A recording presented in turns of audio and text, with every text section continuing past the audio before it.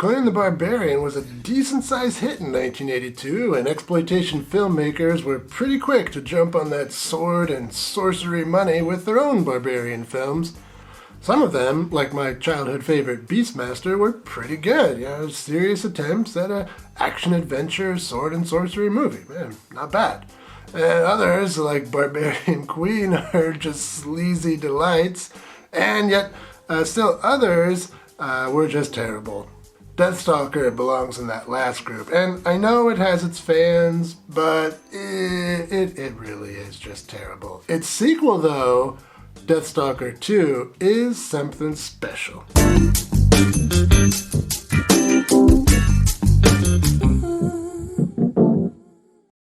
Welcome to Exploitation Reviews, and me, Rob. Today I'm taking a look at Deathstalker 2 from 1987. There are 4 Deathstalker movies, but for my money, this is the only one really worth watching. It's the only one that's just fun. And there are a few reasons for that. One, it's directed by Jim Wynorski, and he's awesome. 2, it's a very self-aware parody. That's awesome. And 3, at one point in the movie, there's a professional wrestling-style fighting match against Queen Kong. Oh my god, is that awesome. We open with Deathstalker stealing something from this woman here. It doesn't really matter. It doesn't play any role in the rest of the movie. What does matter, though, is this awesome title drop. I'll have my revenge, and Deathstalker 2.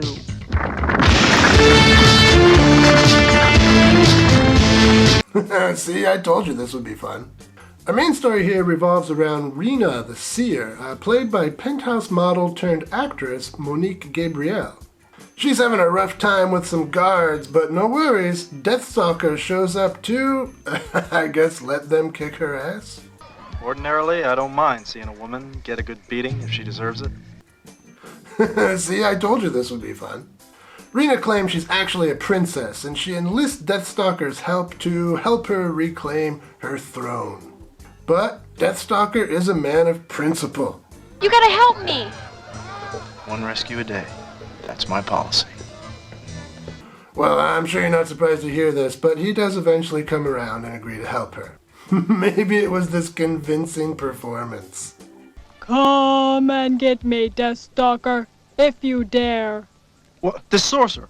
Where do I find him? She's adorable, and I love her. That evil wizard she mentions has taken over her kingdom by duplicating her. One nice thing about this from the point of view of us viewers is this gives Monique Gabrielle 2 roles to play. Yes, nice.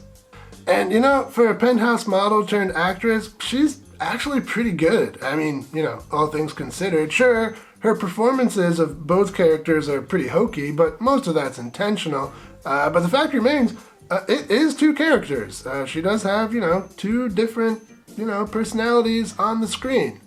I've seen quite a lot of movies with, nude models turned actresses, so, trust me when I say that she's not bad. Respect. Anyway, there's not really a whole lot of plot to this movie. I'm sure that's not a surprise.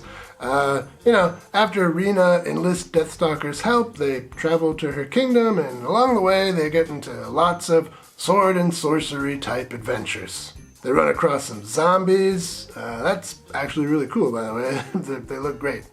They run across some roguish assassins, which is a pretty entertaining scene. They introduce these assassins, at the pub, in this sort of very cliche kind of way. They all, are sort of built up to be, hardcore whatevers, and then Deathstalker just, takes them out, mostly effortlessly.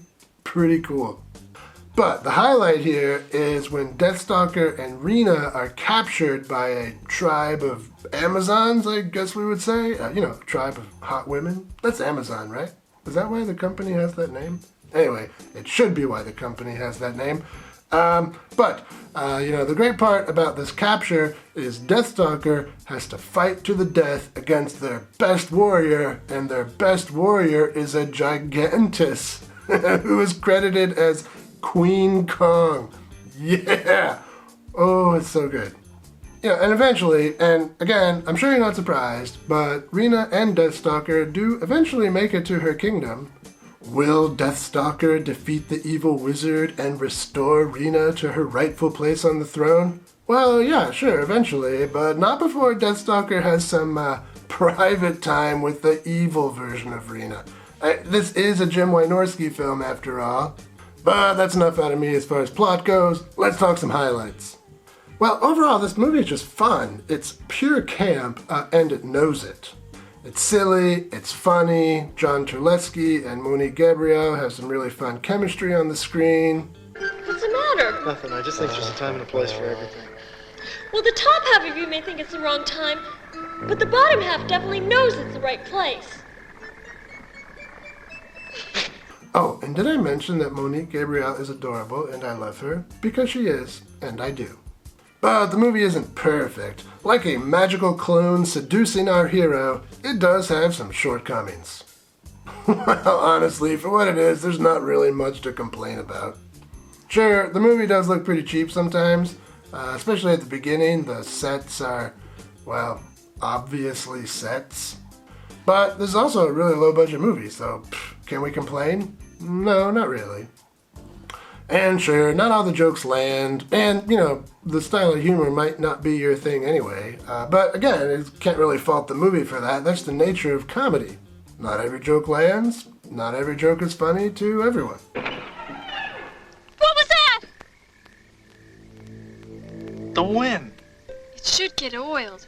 The fact is, though, if you want a barbarian movie in that sword and sorcery style with some humor and charming characters and some hot women in leather clothes and a little bit of nudity and a wrestling match against a giantess, you pretty much have to watch Deathstalker 2.